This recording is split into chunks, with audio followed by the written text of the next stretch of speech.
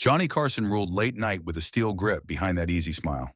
The Tonight Show's venerable host welcomed thousands through Studio One's doors, but a select few earned permanent exile from television's most coveted couch.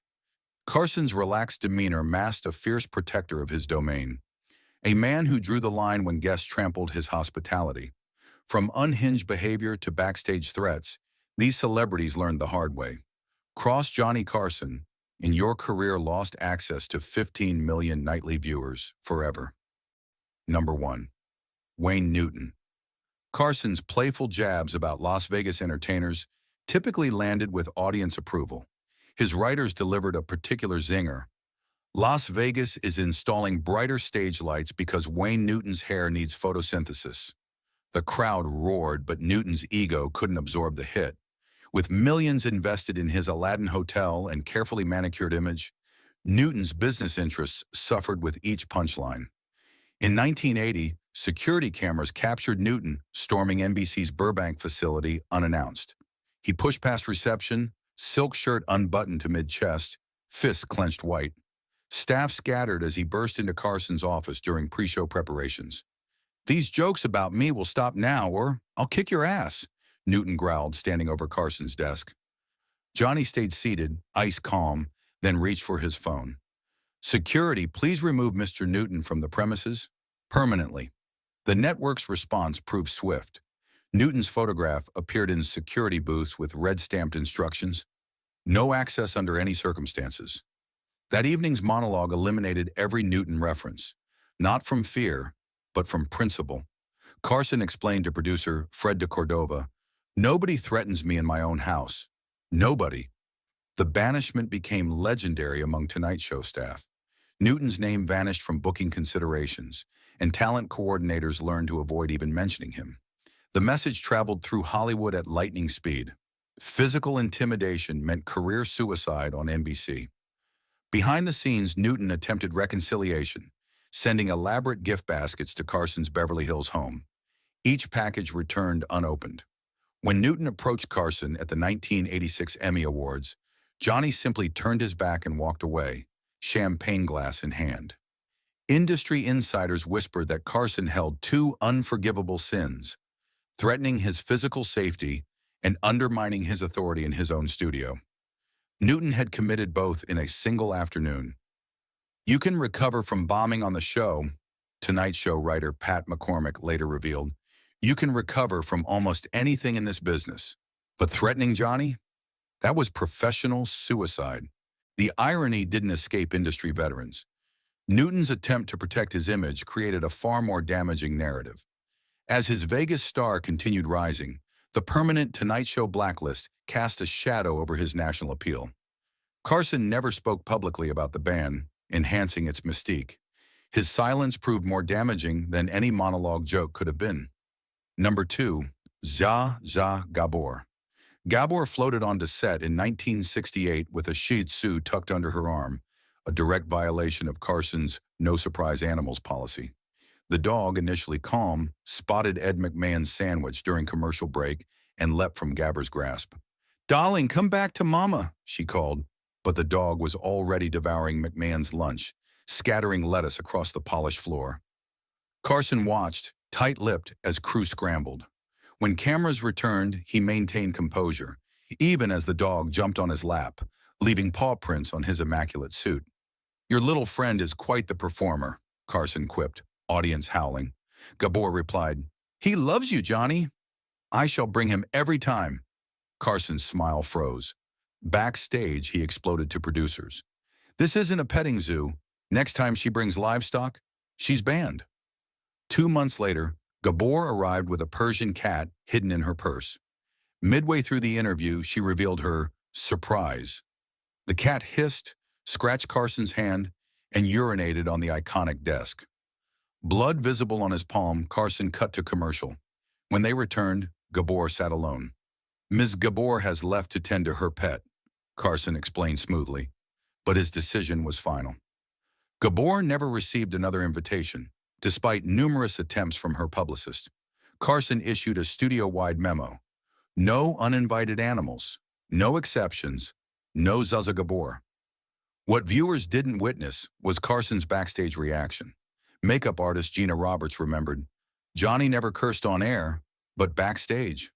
That desk had been with him since New York. He treasured it. When that cat did its business, I heard words I didn't know Johnny knew. The damage extended beyond the mahogany surface. NBC prop masters spent 3 days extracting the smell from the desk's wood grain. Producers calculated the cost of the segment. One ruined suit jacket, desk restoration, and Carson's goodwill.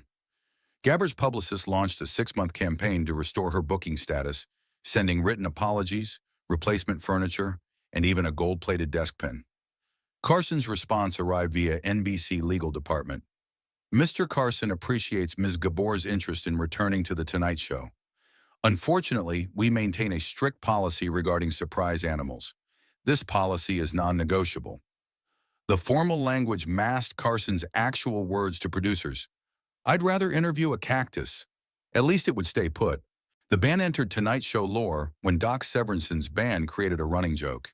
Each time Gabor appeared in tabloids, they'd play 3 notes of Here Kitty Kitty during rehearsals. Carson would grin and mime wiping his desk. The inside joke continued for nearly a decade. Number 3, Buddy Hackett. Hackett's late-night appearances became legendary for pushing boundaries, but his 1976 visit crossed even Carson's generous line. The comedian arrived 3 sheets to the wind, slurring slightly during pre-show makeup. Carson, sensing trouble, whispered to producers, "Keep his segment tight." The warning proved prophetic. Hackett began innocently enough, discussing his Vegas residency. Then, without warning, he launched into a sailor joke so explicit, the control booth scrambled for the delay button. Before they could react, Hackett delivered 3 punchlines that threatened NBC's broadcast license. Jesus Christ, muttered the floor director. Carson, ever the professional, laughed politely while discreetly signaling the band. Doc Severinsen began playing, but Hackett raised his voice, determined to finish his story. Carson leaned forward. I think we need to wrap this up, buddy. I'm just getting warmed up, Johnny, Hackett boomed, launching into another off-color anecdote involving a nun and a sailor. Carson's face remained pleasant for viewers, but his knuckles whitened around his pencil.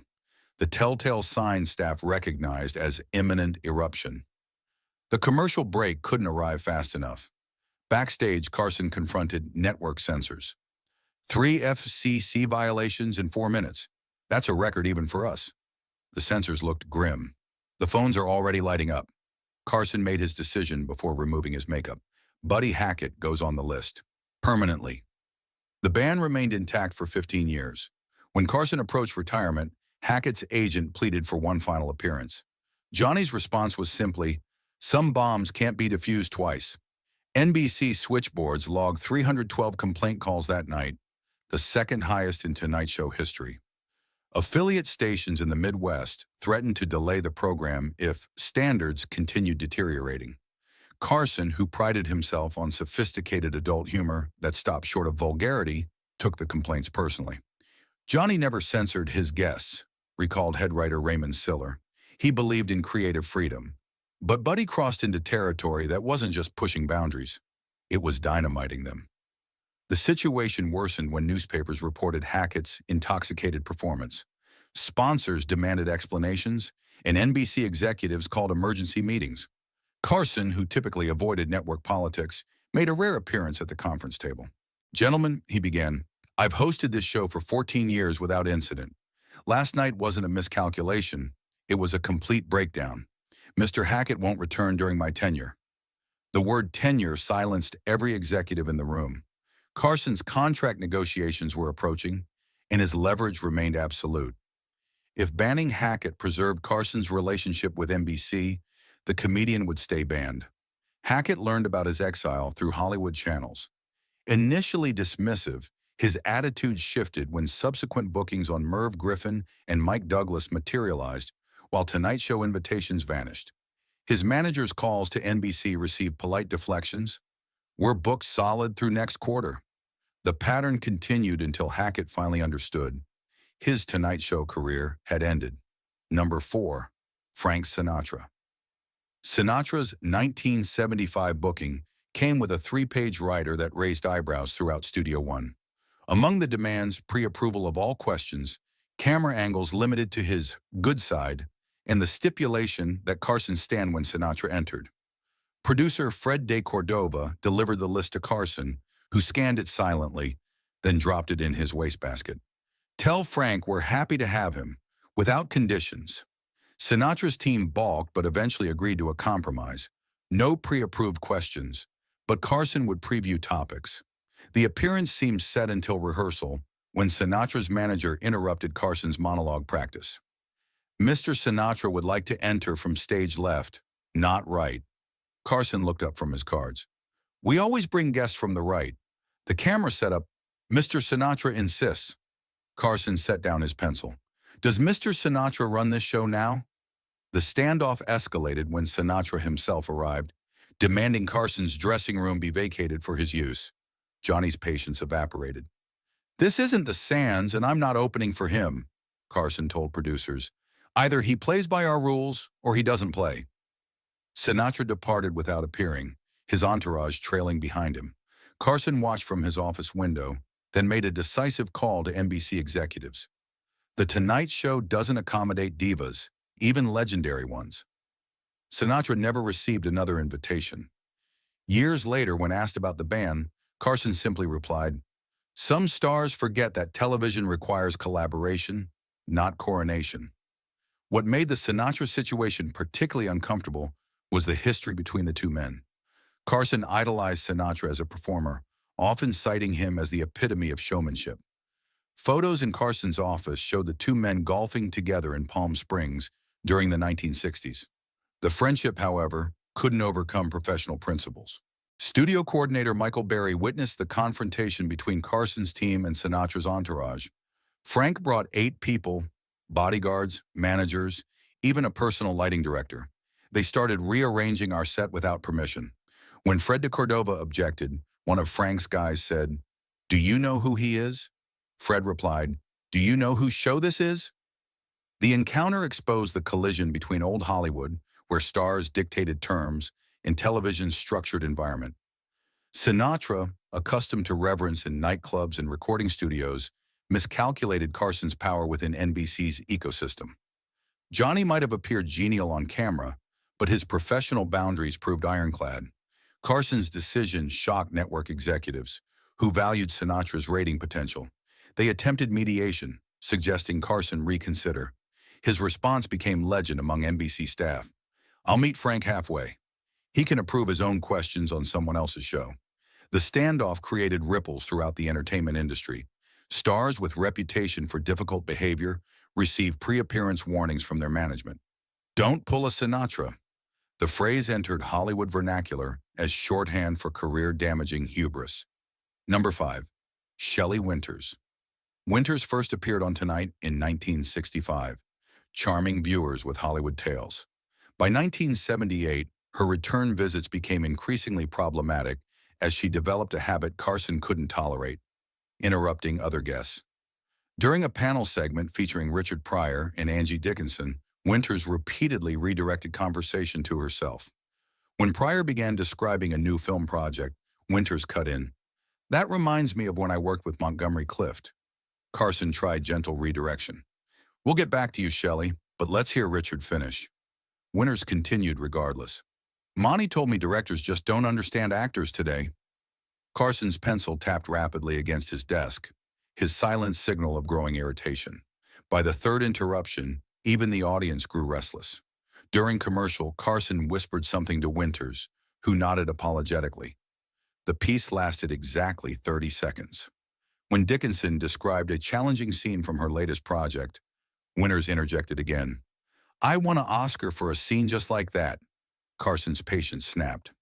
"Yes, you've mentioned your Oscar 4 times tonight. I believe we're all aware of it." The audience gasped. Winters' face flushed crimson. The remainder of the segment proceeded in awkward starts and stops.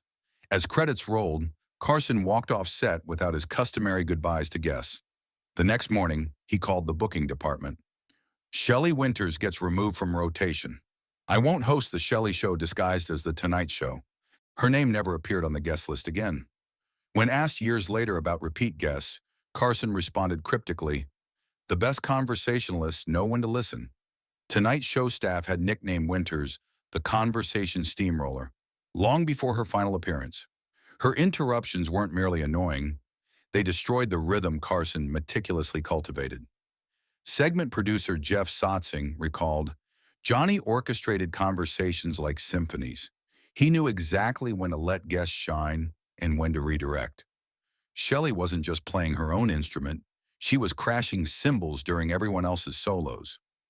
The tension extended beyond that final broadcast. Audience coordinator Betty Talmadge remembered, Johnny normally visited guests in their dressing rooms after difficult segments, smoothing ruffled feathers. With Shelley, he just walked straight to his office and shut the door. That's when we knew she wasn't coming back. Winters apparently remained oblivious to her exile's permanence. Her publicist continued submitting appearance requests tied to film releases and book publications. Each received the same response. Ms. Winters doesn't align with our current booking needs. Only after 6 rejected attempts did Winters reportedly understand her Tonight Show career had concluded. The situation created an unexpected industry ripple effect. Talk show producers began assessing guests for Winters syndrome, the tendency to monopolize conversation regardless of format. Green room instructions at competing programs included specific guidelines. This is a panel discussion. All guests receive equal time. Talent coordinators credited Carson with establishing a standard that benefited the entire industry. Number 6. Charles Grodin. Grodin's initial appearances showcased his deadpan comedy, purposefully antagonizing Carson with feigned hostility. The bit worked brilliantly. Audiences enjoyed the tension, and Carson appreciated the change of pace from standard celebrity promotion. You seem particularly unprepared tonight, Grodin needled during a 1977 visit. Carson played along. And yet I still make more than you. The dynamic shifted dramatically in 1990 when Grodin arrived genuinely agitated about a critical review Carson had given his latest film. What started as their usual routine quickly soured. Do you actually watch the movies you criticize? Grodin snapped, veins visible in his neck. Carson's smile tightened. Do you actually rehearse the movies you make? The audience's nervous laughter couldn't disguise the genuine tension. Grodin pushed harder. 15 years in this chair, and you still can't conduct a decent interview. Carson's eyes narrowed. 30 years in Hollywood, and you're still in supporting roles. The gloves were off. Grodin launched into a critique of Carson's interview technique, while Johnny retreated into cold silence, pencil snapping between his fingers. When the segment mercifully ended, Carson didn't shake Grodin's hand, an unprecedented breach of his hosting protocol. Backstage, producer Peter LaSalle found Carson seething. That wasn't a bit. He came gunning for me. We should cancel tomorrow's booking, LaSalle suggested. Cancel all of them, Carson replied. Forever. Studio executives implemented the ban immediately. Grodin discovered his exile when subsequent booking requests met silence. The lesson echoed throughout the industry. Carson could take a joke, but genuine disrespect earned permanent banishment. What complicated the Grodin situation was the history of playful antagonism between the two men. Viewers had come to expect their verbal sparring, Grodin playing the critic, Carson the unflappable host. The formula succeeded because both men understood the unspoken boundaries. That night, Grodin crossed from performance into genuine hostility. The audience couldn't necessarily distinguish the difference, recalled director Bobby Quinn, but Johnny could. There's teasing for entertainment, and there's trying to humiliate someone on their own show. Grodin crossed that line. Carson's typical post-show routine included reviewing noteworthy segments with producers. That night, he skipped the session entirely, retreating to his office with a scotch, a behavior staff recognized as extreme agitation. By morning, Carson had developed a new studio policy. Guests who made personal attacks during interviews wouldn't return. Grodin initially believed the booking silence was temporary. His manager made inquiries, receiving non-committal responses. Only after 6 months without contact did Grodin realize the magnitude of his misstep. He sent a handwritten apology letter that Carson never acknowledged. Years later, when Larry King asked Grodin about the incident, he responded cryptically, "Sometimes improvisation takes you places you never intended to go." Industry insiders noted the career impact. Grodin's film work continued, but his talk show visibility diminished significantly. Without Tonight Show appearances, his public profile gradually faded. The lesson wasn't lost on other celebrities. Even established bits had boundaries, and Carson alone determined where they lay. Number 7. Tom Snyder. When NBC expanded late-night programming in 1973, executives assured Carson that Tom Snyder's Tomorrow Show would complement, not compete with, Tonight. Carson welcomed the addition, even recommending potential guests for Snyder's debut week. The collegial relationship lasted precisely 18 months. The trouble began when Snyder started booking guests immediately after their Tonight Show appearances, offering them a second platform that often contradicted statements made on Carson's couch. Publicists loved the double exposure, but Carson saw it as undermining his program's exclusivity. The situation deteriorated when Snyder began regularly appearing on Merv Griffin's competing talk show, discussing NBC's late-night strategy in what Carson viewed as inappropriate detail. After Snyder revealed specifics about Tonight Show booking policies during a Griffin interview, Carson summoned NBC executives. "Either he represents this network exclusively, or he doesn't represent my lead-in," Carson stated flatly. Network president Herb Schlosser attempted diplomacy. "Tom's just building his profile." "Not with my credibility," Carson replied. The final straw came during a television critic's press tour when Snyder joked, "Johnny gets the stars, I get the interesting people." The quote appeared in TV Guide's coverage, reportedly causing Carson to throw the magazine across his office. That week, Carson implemented what staff called the Snyder blackout. Tom's name would never be mentioned on Tonight, his show would never be promoted during Carson's broadcast, and most significantly, Carson would never appear on Tomorrow, despite repeated network requests. The ban created awkward programming continuity. NBC's late-night block featured Carson seamlessly transitioning to Snyder without acknowledgement, as though Tomorrow materialized from thin air rather than network planning. When Snyder secured major exclusive interviews, Tonight producers received instructions to avoid all related topics in Carson's monologue. It was like working with divorced parents who refused to acknowledge each other's existence, recalled NBC programmer Warren Littlefield. Johnny never criticized Tom publicly, but his silence communicated volumes. The Cold War continued until Snyder's departure from NBC in 1982. Even during farewell celebrations, Carson declined participation.